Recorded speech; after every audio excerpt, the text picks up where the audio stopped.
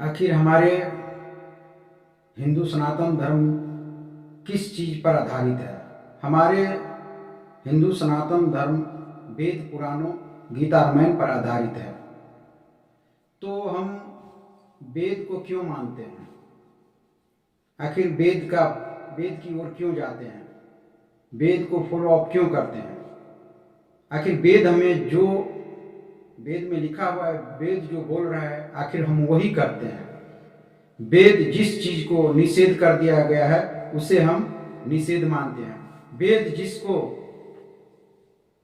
वैध कर दिया है उसे हम वैध मानते हैं। कि वेद जिसको मना कर दिया है, जो वेद में जो मना कर दिया है उसे हम नहीं कर सकते हैं, और वेद जिसको वैध कर दिया है उसे हम कर सकते हैं। तो निषेध और वैध को ही वेद कहते हैं।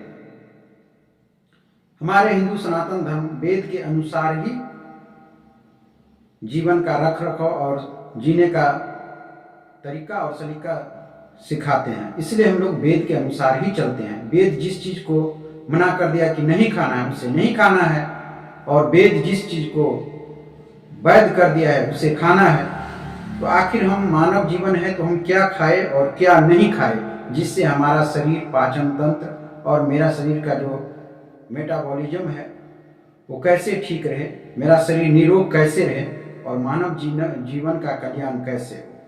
तो जैसे खान पान की बात आता है तो बहुत सारे भक्त बोलते हैं, महाराज जी ये बताइए कि वो क्या खाना चाहिए और क्या नहीं खाना चाहिए, क्या मांस खाना चाहिए या नहीं खाना चाहिए, मनुष्य को शाकाहारी होना चाहिए या मांसाहारी।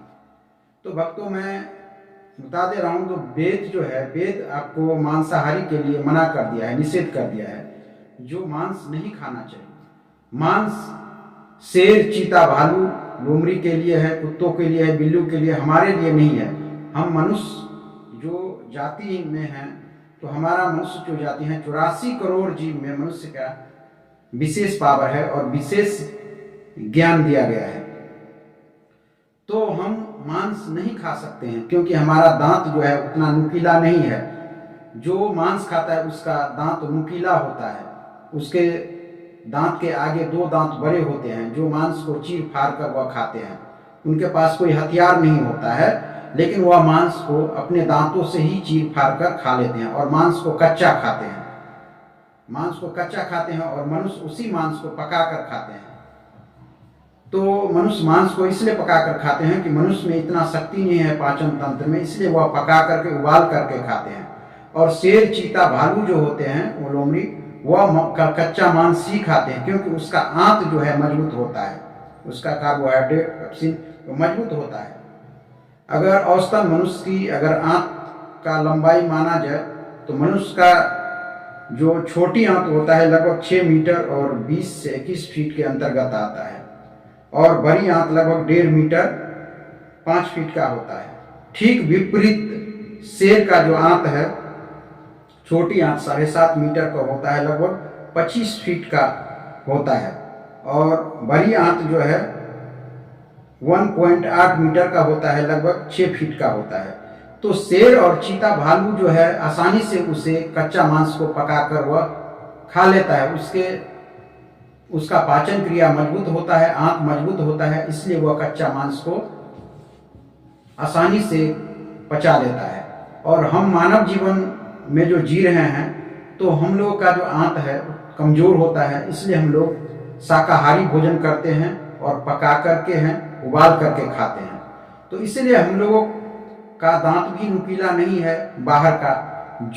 जिसका दांत नुकीला होता है वही मांस मछली को खा सकता है, और मानव जीवन अगर खाता है तो वह वेद का विपरीत है, वह वेद शास्त्र पुराणों के विपरीत जाता है, वह मनमानी आचरण करता है। अपना जीव की स्वाद लेने के लिए ही वह लालायित रहता है।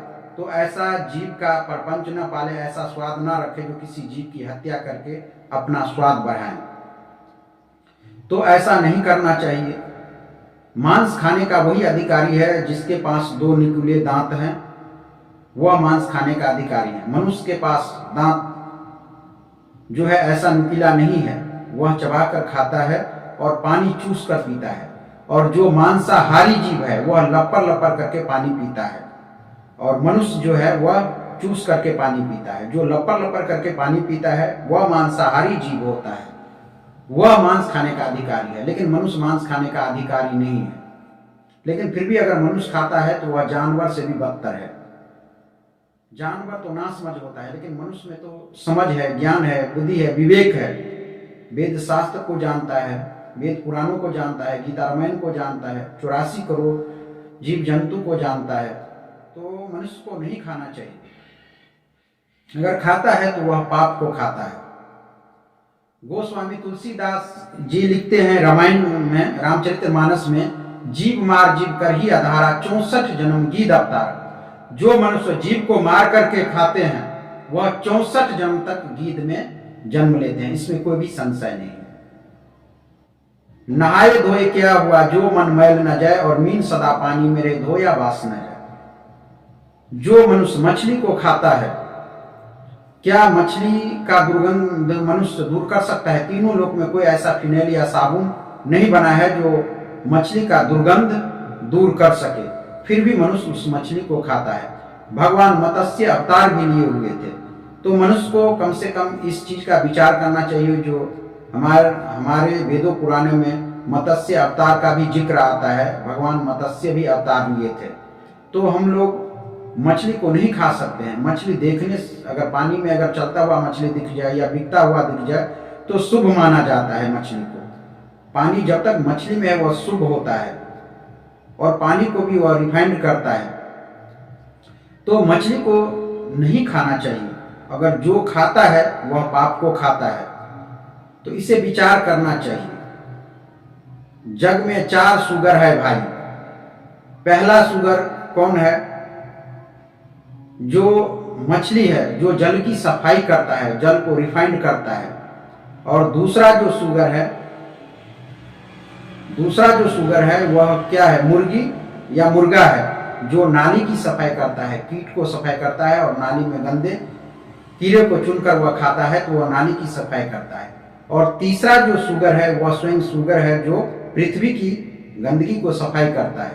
और चौथा शुगर कौन है? चौथा शुगर स्वयं मनुष्य है। चौथा शुगर स्वयं मनुष्य है, जो मनुष्य इन तीनों की सफाई करता है। शुगर को भी खाता है, मछली को भी खाता है और मुर्गे को भी खाता है। तो इन और शुगर को भी खाता है, मछली को खाता है और मांस को भी खाता है और मुर्गा को भी खाता है। तो ये तीनों चीज का सफाई मनुष्य कर देता है। तो मनुष्य तो उस जानवर से भी बदतर है, गया गुजरा है। तो मनुष्य को इस चीज को देखना चाहिए, समझना चाहिए और बुद्धि विवेक लगाना चाहिए। जो मुझे क्या खाना है और क्या नहीं खाना है, इस पर विशेष विचार करना चाहिए। वेद शास्त्र को पढ़ना चाहिए, प्रवचन सुनना चाहिए, गुरु से शिक्षा दीक्षा लेना चाहिए और अपने मनुष्य जीवन को धन धान्य से परिपूर्ण करना चाहिए और लोक परलोक दोनों को संवारना चाहिए और अपने जीव पर कंट्रोल करना चाहिए। जो मुझे क्या खाना है और क्या नहीं खाना है।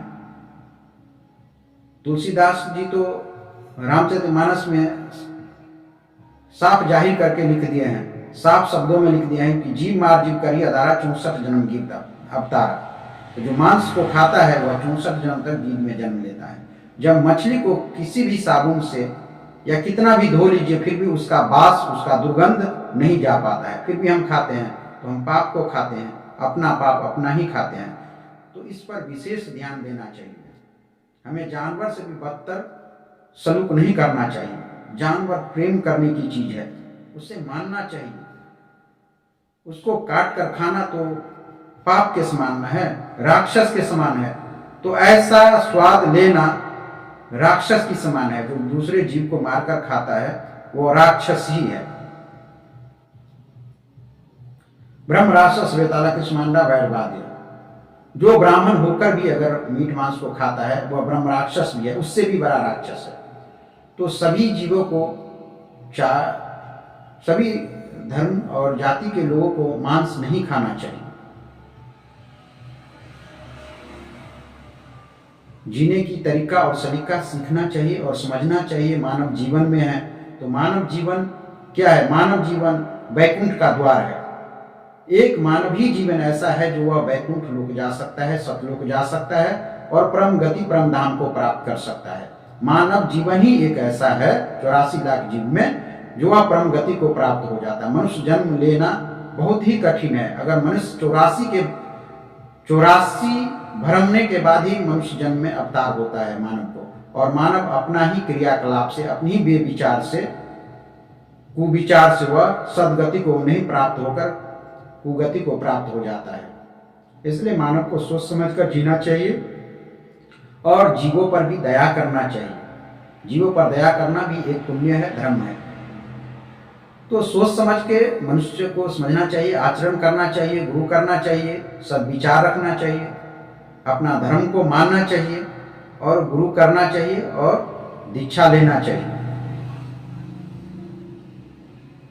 और दीक्षा लेने के लिए आप मुझे कांटेक्ट भी कर सकते हैं। डिस्क्रिप्शन बॉक्स में मैं अपना मोबाइल नंबर भी दे दूंगा। आप दीक्षा लेने के लिए आप मुझसे संपर्क कर सकते हैं।